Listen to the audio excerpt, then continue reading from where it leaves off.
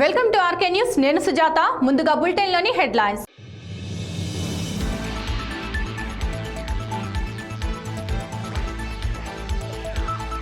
భారతదేశంలో యువత మత్తు పదార్థాలకు దూరంగా ఉండాలి. జిల్లా కలెక్టర్ వెంకట్రావు.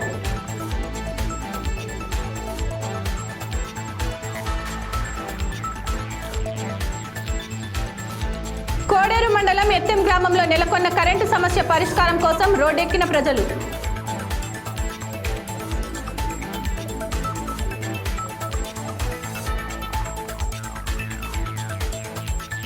తెలంగాణ రాష్ట్రంలో ఉన్న రిజిస్ట్రేషన్ కార్యాలయం తెరిచి రిజిస్ట్రేషన్ ప్రక్రియను ప్రారంభించాలి. టీపీసీసీ అధికార ప్రతినిధి హర్షవర్ధన్ రెడ్డి.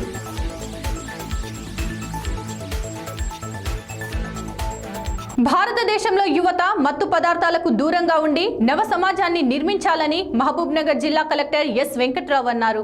మహబూబ్ నగర్ జిల్లా కేంద్రంలోని జిల్లా కలెక్టర్ కార్యాలయంలో నషాముక్త్ భారత్ పై ఏర్పాటు చేసిన ర్యాలీని ఆయన జెండా ఊపి ప్రారంభించారు. ఈ ర్యాలీలో వైద్య సిబ్బంది, జిల్లా మహిళా, శిశు మరియు వికలాంగుల సంక్షేమ శాఖ మరియు ఆబ్గారి శాఖల వారు తదితరులు పాల్గొన్నారు. అనంతరం కలెక్టర్ మాట్లాడుతూ భారతదేశ వ్యాప్తంగా మత్తు పదార్థాలకు వ్యతిరేకంగా ఉద్యమిస్తున్న తరుణంలో ప్రజలకు అవగాహన కల్పించి మత్తు పదార్థాల నుంచి విముక్తి చేయాలని అన్నారు.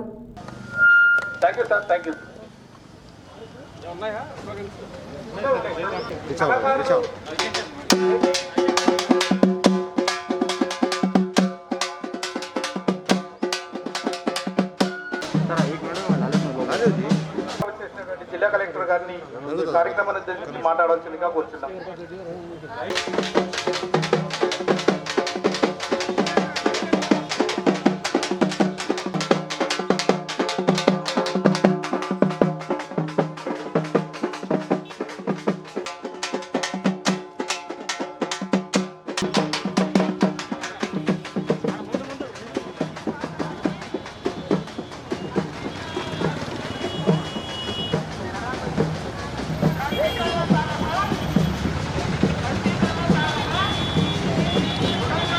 నగర్ జిల్లా కేంద్రంలో నషాముక్త్ భారత్ భారతదేశం అంతటా మనం ఏదైతే మత్తు పదార్థాలకి వ్యతిరేకంగా ఉద్యమిస్తున్నామో ఇక ముందు నుండి పబ్లిక్ని పూర్తి స్థాయిలో అవేర్నెస్ క్రియేట్ చేసి వారికి ఈ మత్తు పదార్థాలు చాలా రకాల మత్తు పదార్థాలు ఉన్నాయి, మనందరికీ తెలుసు. సిగరెట్లు, బీడీల నుండి అలాగే డ్రగ్స్ వరకు చాలా వరకు భారతదేశంలో ఈ రకమైనటువంటి జాడ్యం బాగా ఇదైంది. సో మహబూబ్ నగర్ జిల్లా కూడా one of the predicted district కాబట్టి ఇక్కడ ఎక్కువగా ఈ ప్రోగ్రామ్ చేసి పబ్లిక్ని అవేర్నెస్ క్రియేట్ చేయడం, ముఖ్యంగా యువతని ఇందులో భాగస్వామ్యం చేయడం ద్వారా ఫ్యూచర్లో ఆ జనరేషన్స్కి ఈ మత్తు పదార్థాల నుండి దూరంగా ఉంచడం కోసం ఈరోజు పెద్ద ఎత్తున సోషల్ డిస్టెన్సింగ్ పాటిస్తూ ఒక ర్యాలీని తీసుకుంటున్నాం. అన్ని రకాల కోవిడ్ నిబంధనలు, శానిటైజేషన్ ఇవన్నీ చేస్తూ పబ్లిక్లో అవేర్నెస్ క్రియేట్ చేయాలి. జిల్లా కేంద్రంలో అలాగే మండల కేంద్రాల్లో ప్రతి గ్రామ స్థాయిలో కూడా ఈ ప్రోగ్రామ్స్ చేయడానికి ఒక రోడ్ మ్యాప్ ఆల్రెడీ తయారు చేసుకోవడం జరిగింది. కోడేరు మండలం ఎత్తెం గ్రామంలో నెలకొన్న కరెంటు సమస్య పరిష్కారం కోసం గ్రామ ప్రజలు ధర్నాకు దిగారు. ఎత్తెం గ్రామ ప్రజల న్యాయమైన డిమాండ్కు నాగర్ కర్నూలు జిల్లా బీజేపీ అధ్యక్షులు, కొల్లాపూర్ నియోజకవర్గ బీజేపీ నాయకులు మద్దతు తెలుపుతూ ధర్నాలో పాల్గొన్నారు. లో వోల్టేజ్ సమస్యతో నియోజకవర్గంలో చీకట్లు కమ్ముకుంటుంటే అభివృద్ధి కోసమే పార్టీ మారాను అని చెప్పుకునే నియోజకవర్గ ఎమ్మెల్యే ఏమి చేస్తున్నట్లు అని ప్రశ్నించారు. ఎత్తెం గ్రామ కరెంటు సమస్యను వెంటనే పరిష్కరించాలని డిమాండ్ చేశారు. లేదంటే గ్రామ ప్రజలకు మద్దతుగా బీజేపీ ఆధ్వర్యంలో ఉద్యమిస్తామని హెచ్చరించారు.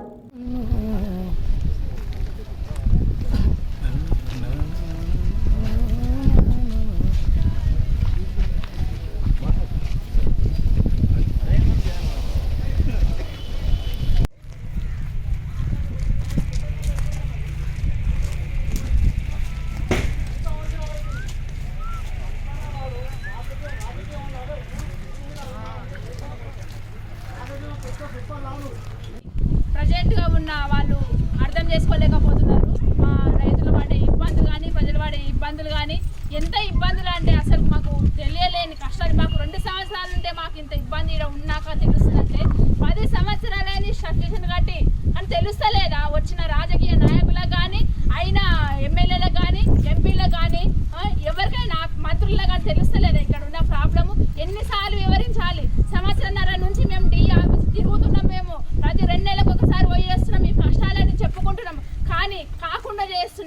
ఇప్పుడు చేస్తే మాకే క్రేజ్ ఉండదు అని వాళ్ళ ప్రయత్నమో ఏమో కానీ కాకుండా చేస్తున్నారు. చాలా మందిని కూడా ఇప్పుడు బస్ స్టాండ్లో ఆపి వాళ్ళందరికీ ఏవేవో చెప్పి కొట్లాటలు పెట్టి అనవసరంగా దూరం చేస్తున్నారు పబ్లిక్ అందరినీ. సమస్యల మీద పోరాడుతుంటే ప్రతి ఒక్కరు స్వచ్ఛందంగా రాండి. ఇప్పుడు మీరు అందరు కష్టాలు విని మీరు ఎవరు ఫోన్ చేశారు అన్నయ్యకు తెలియదు కానీ వాళ్ళు మన ప్రాబ్లం విని రైతులు ఇంత ఇబ్బంది పడుతున్నారు. ఆ గ్రామానికి సపరేట్ ఫీడర్ కావాల్సిందని. ఎందుకంటే ఆ హోదాలో అన్నయ్య జాబ్ చేశారు కాబట్టి అతను తెలుసు, అన్నయ్యకి తెలుసు ఈ ప్రాబ్లం ఎలా ఉంటుంది పబ్లిక్ అని, రైతులకు కానీ రైతన్నలకు కానీ ఎంత ఇబ్బంది ఉంటుందని. ఆ విషయం తెలుసుకొని తక్షణమే వచ్చినందుకు ప్రత్యేక ధన్యవాదాలు మా గ్రామం తరఫున. తొందరగా ఈ సపరేట్ ఫీడర్ కానీ మన గ్రామంలో 300 kV ట్రాన్స్ఫార్మర్లు కానీ తొందరగా నిలుస్తాయని, అన్నయ్య ద్వారా నిలుస్తాయని ఆశిస్తున్నాము. ఆ భగవంతుని దయ వలన అన్నయ్య ఆశీస్సుల వలన ప్లస్ అతని కోరిక మేరకు మన కోరిక మేరకు అవి సపరేట్ అవుతే మనకు చాలా సంతోషము. ఇంతకంటే కావాల్సింది ఏం కాదు. మనమైతే ఏకమైతే ఏ సమస్యనైనా తీర్చుకోవచ్చు. ఇదొక్క నినాదంతో ముందరు పోదాం ప్రతి ఒక్కరము. ఇప్పుడు ఉన్నాం మన 100 మందిమి, రేపు 1000 మంది అవుతాము మనము. ఇదే నినాదంతో ముందర ఉంటే ఎవరు వచ్చి ఆపినా కూడా ఆపలేని మనం ఆగొద్దు. ఎందుకంటే మనమంతా ఏకమై ఎవరో చెప్పిన రాజకీయ కుట్రలకు మనం కలగొద్దు. స్వచ్ఛందంగా అందరూ వచ్చి ఈ కార్యక్రమంలో పాల్గొంటారని, ఈ పని జరిగే వరకు మనమంతా ఎప్పుడు పిలిచినా కూడా మీరందరూ ఏకమై ముందరికి రావాలని కోరుతూ ధన్యవాదములు. మహబూబ్ నగర్ జిల్లా జడ్చర్ల మండల కేంద్రంలో ప్రమాదం జరిగింది. ఈ ప్రమాదంలో చిన్న ఆదిరాల గ్రామానికి చెందిన యాదమ్మ వయసు 40 సంవత్సరాలు, కూతురు శ్రీలత వయసు 21 సంవత్సరాలు అక్కడికక్కడే మరణించారు. యాదమ్మ భర్త గాయాలతో ప్రమాదం నుంచి బయటపడ్డారు. వారిని చికిత్స కోసం ఆసుపత్రికి తరలించారు. బైక్ మీద వెళ్తుండగా ద్విచక్ర వాహనం అదుపు తప్పడంతో వెనుకనే వస్తున్న టిప్పర్ కింద పడి చనిపోయినట్లు పోలీసులు తెలిపారు.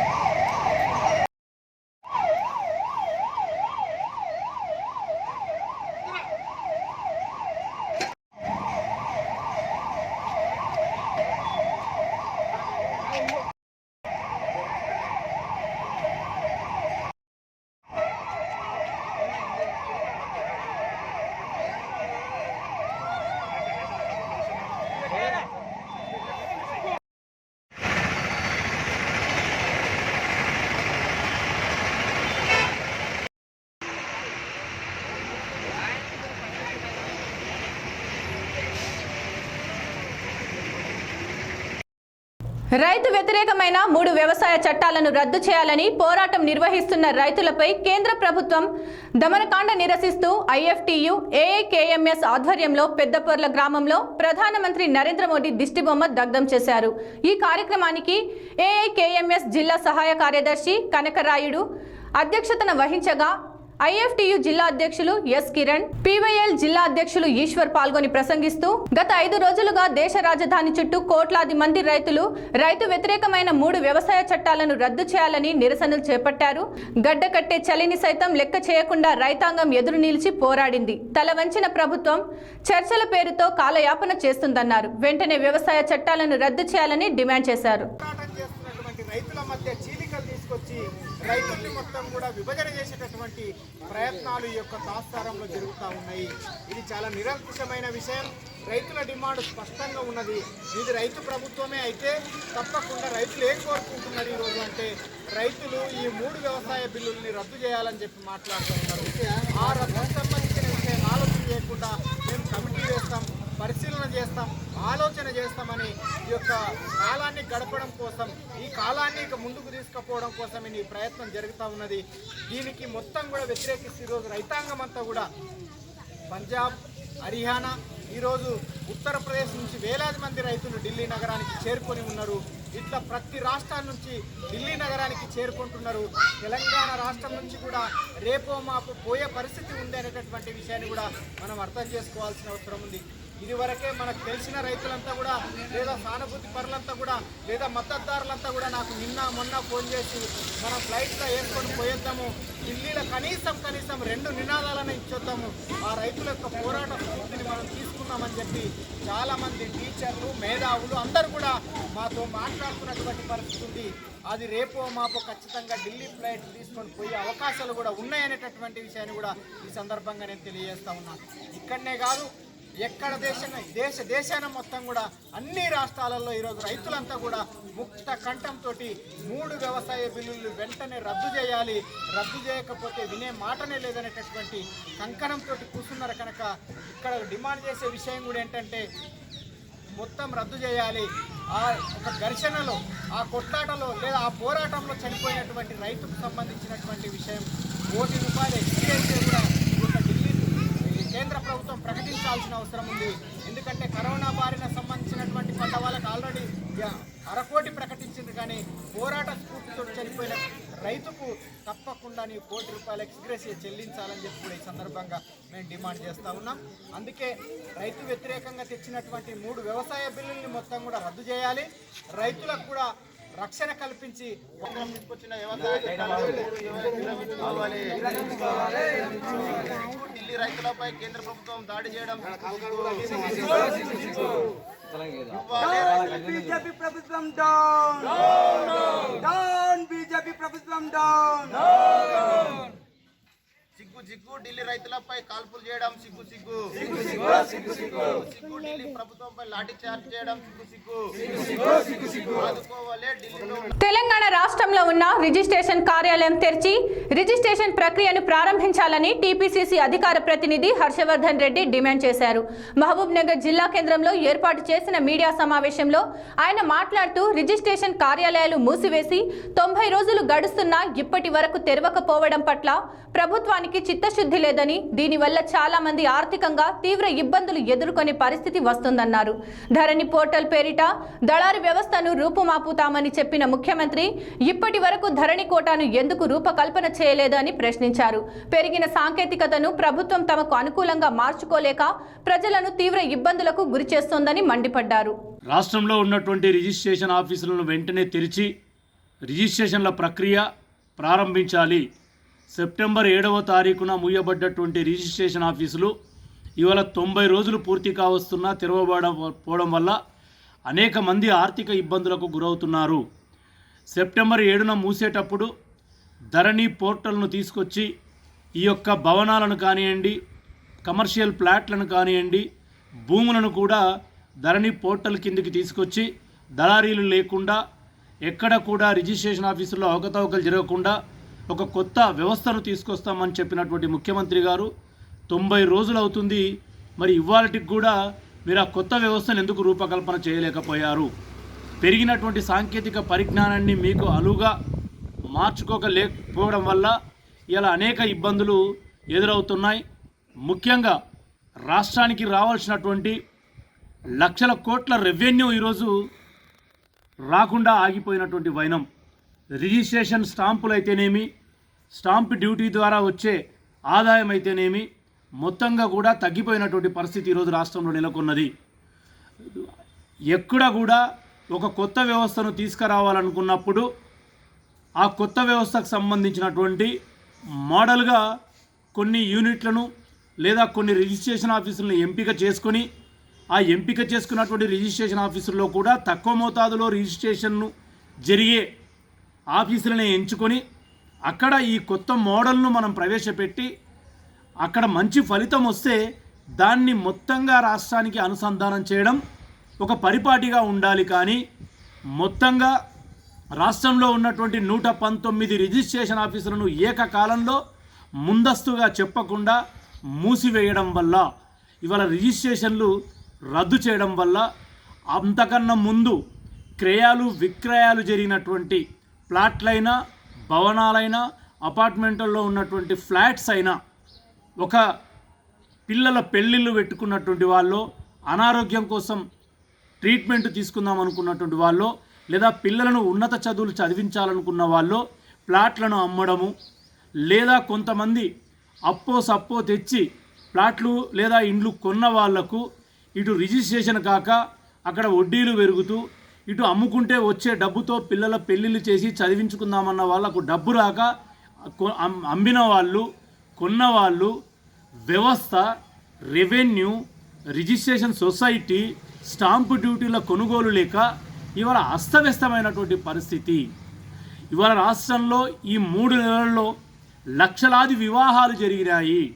మరి ఆ లక్షలాది వివాహాలలో చాలామంది పెళ్ళిళ్ళ కోసమే ప్లాట్లు కానీ ఆస్తులు కానీ అమ్ముకున్న వాళ్ళు ఎటు చెప్పుకోలేక ఎవరి దగ్గరకన్నా వెళ్దామని చెప్పేసి డబ్బులు అడిగితే ఈ యొక్క ఎల్ఆర్ఎస్ అంతకన్నా ముందు నుంచి అమల్లోకి వచ్చినటువంటి ఎల్ఆర్ఎస్ కట్టడం అనే ప్రక్రియ ఒకటి, మళ్ళీ వెంటనే రిజిస్ట్రేషన్లు ఆగిపోవడం, ఈ సాకుతో మార్కెట్లో డబ్బులు పుట్టక చాలా అస్తవ్యస్తంగా అగమ్య గోచరంగా రాష్ట్రంలో ఉన్నటువంటి క్రయ విక్రయదారుల పరిస్థితి, స్థిరాస్తులు అమ్ముకున్న వాళ్ళ పరిస్థితి, స్థిరాస్తులు కొన్న వాళ్ళ పరిస్థితి ఉంది.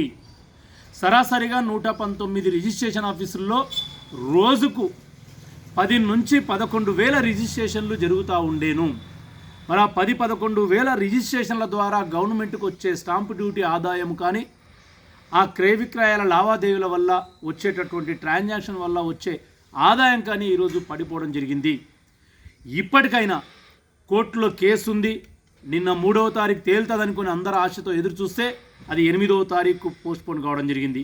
మళ్ళీ 8వ తారీఖు ఏమొస్తుందో తెలియదు, మళ్ళీ 1 నెల అంటే అస్తవ్యస్తంగా తయారయ్యే అవకాశం ఉంది. అందుకే గౌరవ ముఖ్యమంత్రి గారికి నేను రిక్వెస్ట్ చేస్తూ ఉన్నాను, కాంగ్రెస్ పార్టీ నుంచి డిమాండ్ చేస్తూ ఉన్నాను, మీరు తీసుకొచ్చే ధరణి పోర్టల్ అనేది చాలా లోపభూయిష్టంగా ఉంది. గతంలో రెవెన్యూలో మీరు ఇంట్రడ్యూస్ చేసిన ధరణి వల్ల అనేక అవకతవకలు జరిగిన విషయం మీకు తెలిసిందే. ఆ ధరణి వెబ్సైట్ అనేది ఒక గబ్బు సైట్గా మిగిలిపోయింది. మళ్ళీ దాన్నే మీరు ఇవాళ ఇన్వాల్వ్ చేస్తూ ఉన్నారు. ధరణి వెబ్సైట్ వల్ల ఇలా గ్రామాల్లో జరుగుతున్నటువంటి మండల రెవెన్యూ ఆఫీసర్ల పరిధిలో జరుగుతున్నటువంటి రిజిస్ట్రేషన్లు కూడా సక్రమంగా జరగడం లేదు. అంటే నాన్ కమర్షియల్ అగ్రికల్చర్ ల్యాండ్స్ కూడా సక్రమంగా రిజిస్ట్రేషన్లు జరగడం లేదు. అదేవిధంగా ఆ ఆస్తి ఎటు నుంచి సంక్రమించింది, తాత ముత్తాతల నుంచా, గిఫ్ట్ డీడీ నుంచా, లేకపోతే కొనుగోలుదారు నుంచి వచ్చిందా అనే విషయాలు కూడా స్పష్టంగా ఆ ధరణి పోర్టల్ ద్వారా తెలియడం లేదు. ఇదొక ఎత్తు అయితే అనేక విషయాల్లో కూడా ఇలా లోపభూయిష్టంగా ఉంది. కాబట్టి వెంటనే రాష్ట్రంలో ఉన్నటువంటి ప్రజలకు రైతులు నాణ్యమైన ధాన్యాన్ని కొనుగోలు కేంద్రాలకు తీసుకురావాలని జిల్లా కలెక్టర్ ఎస్ వెంకట్రావు కోరారు.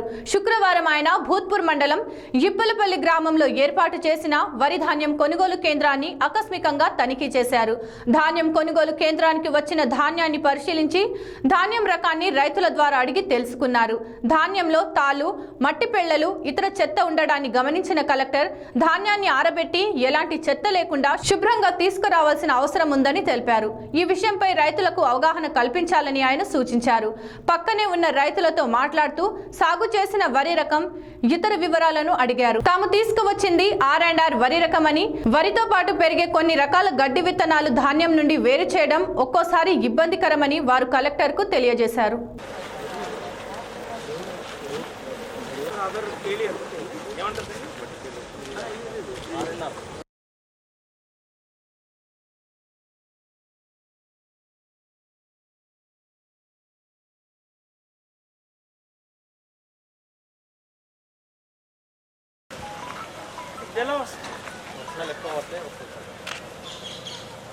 ఇది ధాన్యం కింద అంటే ఇప్పుడు ఇది పోతుందా తూర్పారు పెట్టిన అంటే లైట్గా వెళ్తుంటుంది, కష్టంతో కూడుకుంటాం తీసేయాలి. అంటే మీరెందుకు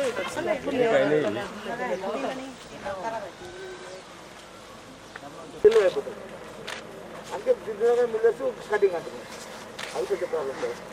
దీన్ని ఏంటంటే ఏం చేయాలంటే ఇది ప్రభుత్వం కొట్టాలి సార్, వేరే విషయం ప్రభుత్వం కొడితే దొడ్డు దొడ్డుగా ఎగిరిపోతుంది.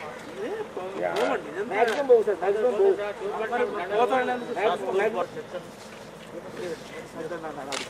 వార్తలు ముగించే ముందు హెడ్లైన్స్ మరోసారి.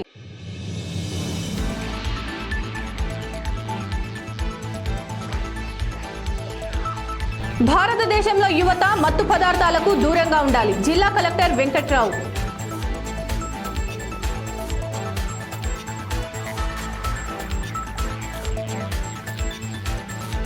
కోడేరు మండలం ఎత్తెం గ్రామంలో నెలకొన్న కరెంటు సమస్య పరిష్కారం కోసం రోడ్డెక్కిన ప్రజలు.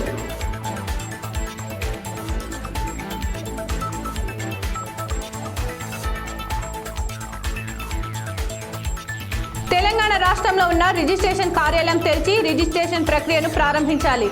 టీపీసీసీ అధికార ప్రతినిధి హర్షవర్ధన్ రెడ్డి.